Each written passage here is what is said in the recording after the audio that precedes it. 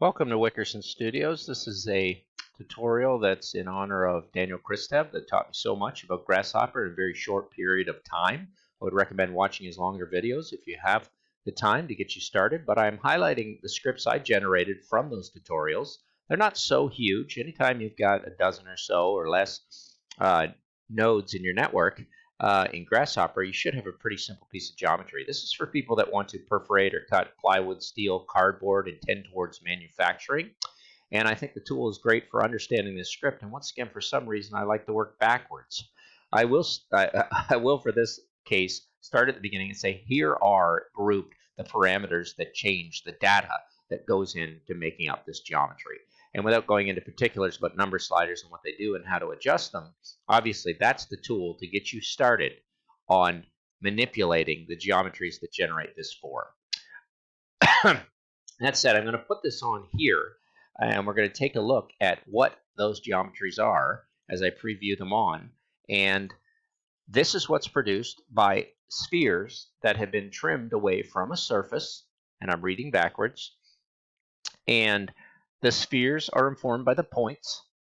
The surface is informed by the outline of this rectangle. And then prior to that is where I think it's key for the Grasshopper mind to go. You must go back before the pencil hits the paper and think about the data that informs that. And I have three things I'd like to talk about, which is basically creating domains, dealing in series, and dealing with ranges. And that's grade 10 math if you haven't remembered. Please set yourself to this bifocal tool plugin you may have to download, which will allow you to see the names of these nodes.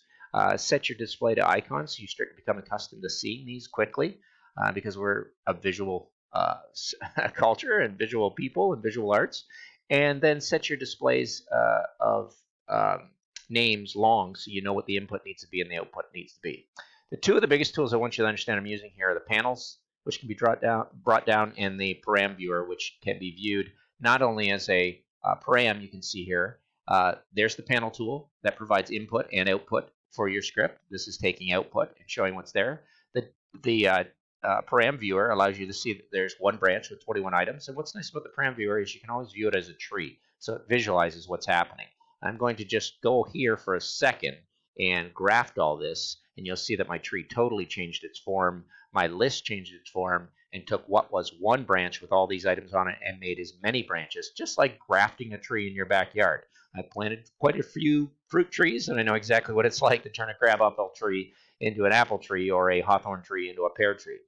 That said, I'm not going to graph this data. It's not essential for it, so I can click again graph to take it off, and we're back to that param viewer, and I can go back to the param viewer instead of the draw tree tool. So these two tools are coming in handy. So let's start at this end of the script and see what we did. We took the data and we created a domain.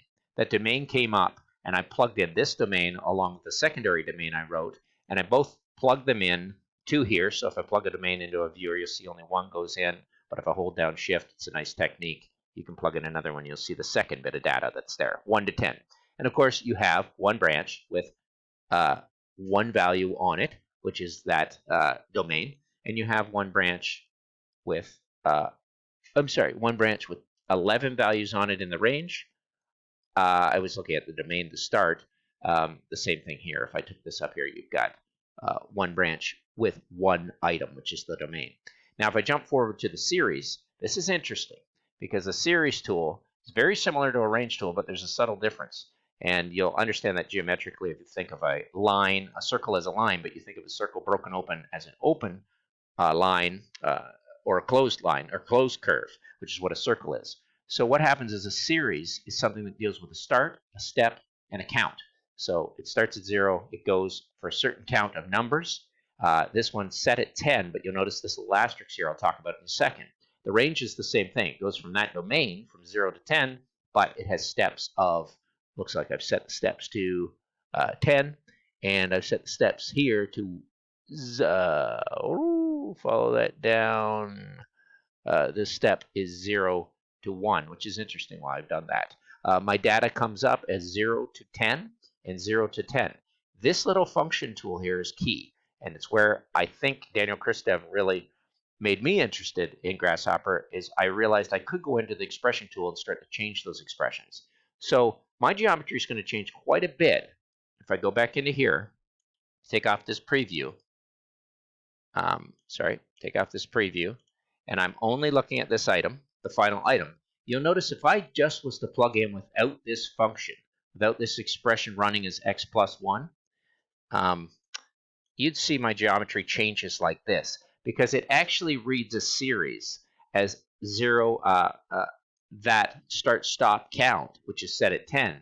It actually reads that series from 0 to 9 to generate 10 values. And you can see that one branch with 10 values. But a range will take the same thing, and it will count, by splicing it, it will count the sections between those cuts. So you have 0 to 10, but you have 11 items. So you have to compensate pairing up your data.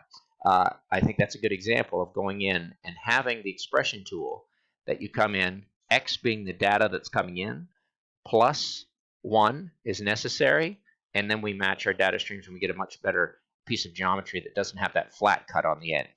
A holistic bit of data pairs, and there's so many options for going in here and considering dealing holistically, diagonal, coincident, lower triangle, strict, upper triangle, strict. There's so many things that this tool does, but it eventually matches data, and you'll see we move from one branch with 11 items, one branch with 11 items, all the way over when we put it through this holistic function, we're going to end up with one branch with 121 functions in the B. And we could definitely grab that script, copy it, and we could take the B and see what we have there.